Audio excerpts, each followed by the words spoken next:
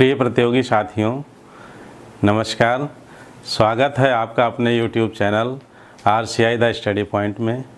मैं अनूप द्विवेदी आपके लिए TGT PGT के विलोम शब्दों की ये श्रृंखला लेकर के आए हैं, जिसमें 2 वीडियो पहले जो बन चुके हैं उसमें समस्त विलोम शब्दों को समाहित करने का प्रयास किया है।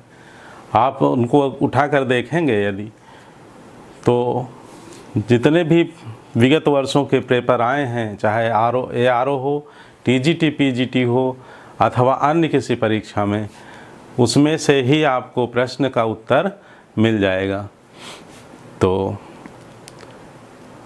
विलोम शब्द जो है शब्द संपदा के अंतर्गत, शब्द भंडार भी इसे कहते हैं, शब्द संपदा कहते हैं, शब्द रचना के तत्व के अंतर्गत आता है। तो यह जितना आपको कंठस्थ होगा, जितना इसे आत्मसात करेंगे, उतने ही आपकी हिंदी पर पकड़ मजबूत होगी, आपकी भाषा समृद्धशाली होगी। तो आइए देखते हैं कि किस प्रकार के प्रश्न विगत वर्षों में TGT PGT के पेपर्स में पूछे गए हैं। पहला देख रहे हैं 2001 में TGT में पूछा गया है मूक। मूक का तात्पर्य क्या होता है? न बोले जो। तो मूक का क्या होगा? मूक हो ही बाचाल, पंगु चढ़ह गिरिबर गहन। तो मूक का वाचाल। अगर यही मौन होता तो मुखर हो जाता। परुष का कठोर। परुष माने कठोर होता है। परुष का जो विलोम होगा ईशियान। परुष का मतलब कठोर होता है और इसका विलोम क्या होगा? कोमल होगा। ठीक है।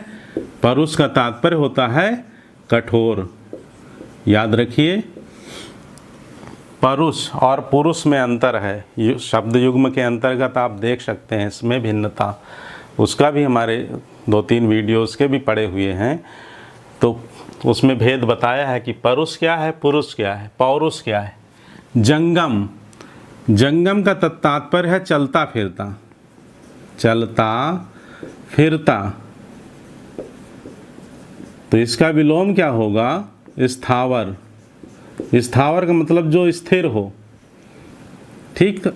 जब शब्द का अर्थ पता होगा तो आप विलोम आसानी से याद कर सकेंगे। और ये दोनों 2002 में पूछे गए, या 2001 में पूछा गया है। फिर है उपत्यका। यह भूमि होती है। उपत्यका 2 पर्वतों के बीच में जो समतल भूमि होती है, जहाँ पर ऋषि मुनि बैठ कर तप करते हैं, उसे उपत्यका कहते हैं। और इसका विपरीत जो होगा, यानी 2 घाटियों के बीच की जो जगह होगी, जो गहरी होगी, अधित्यका होगी। अधित्यका। ठीक है। तो अर्थ समझते हुए आप इसे कंठस्थ कीजिए तो आपको आसानी से लंबे समय तक याद रह जाएगी बात। पाश्चात्य का पौर्वात्य। पौर्वात्य और इससे मिलते जुलते शब्द जैसे प्राची, पूर्व दिशा, प्रतीची, इसी तरह से पूरब, पश्चिम।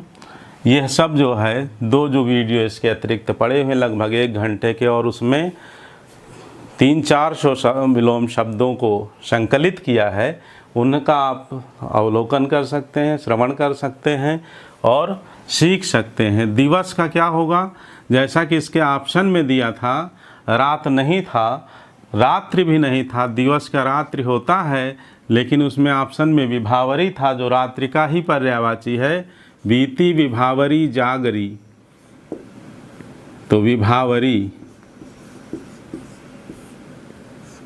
ठीक। निर्मल।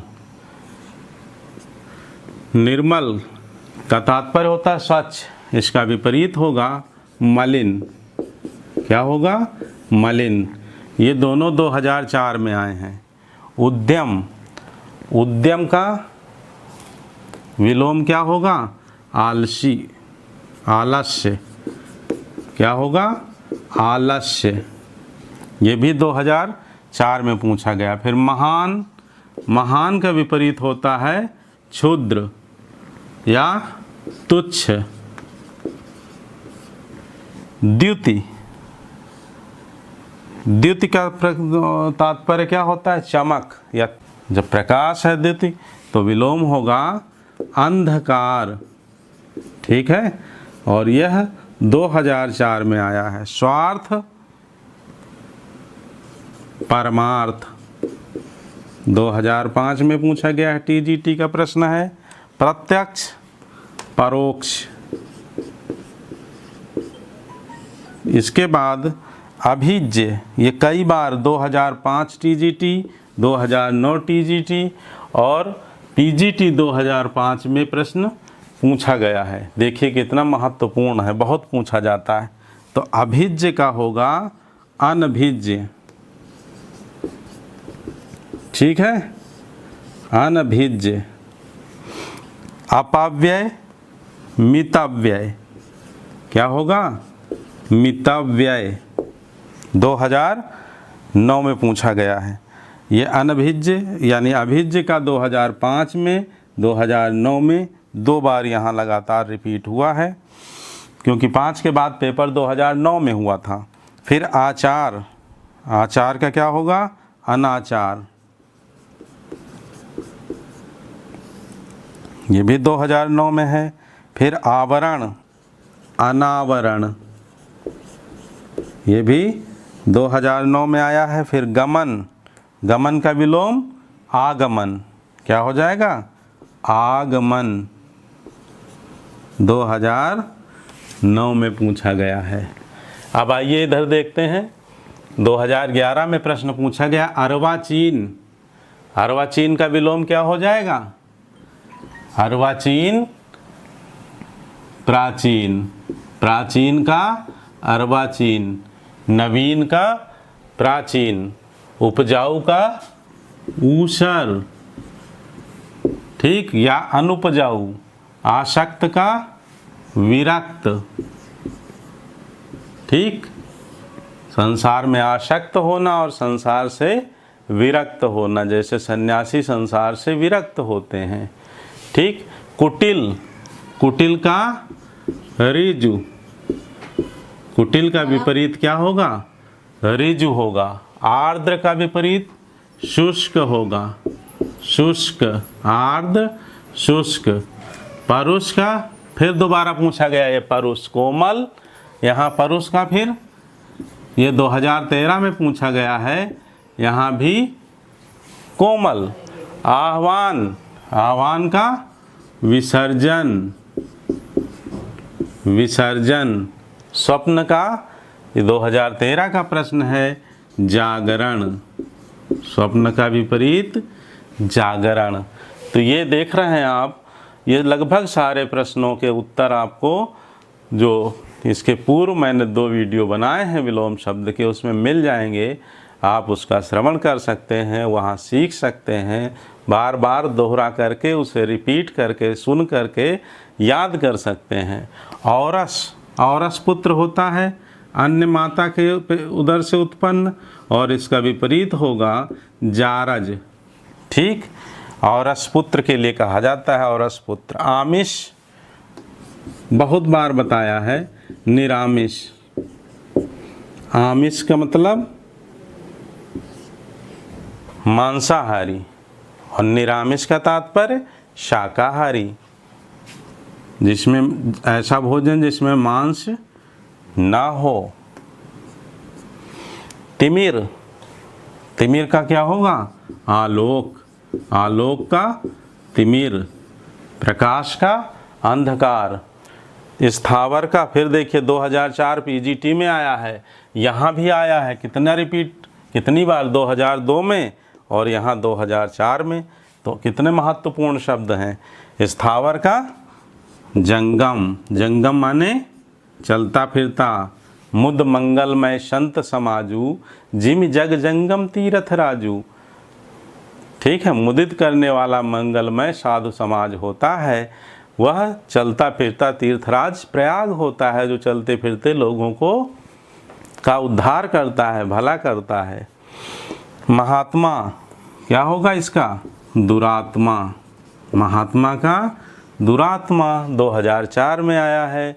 फिर प्राचीन, देखिए अभी यहाँ अर्वाचीन, प्राचीन, प्राचीन का नवीन का प्राचीन, प्राचीन का अर्वाचीन, ठीक है। अर्वाचीन ये 2004 का प्रश्न है। इसके बाद है फिर अनभिज्य, यही जो अभी यहाँ है, क्या हो जाएगा इसका विपरीत? अभिज्य।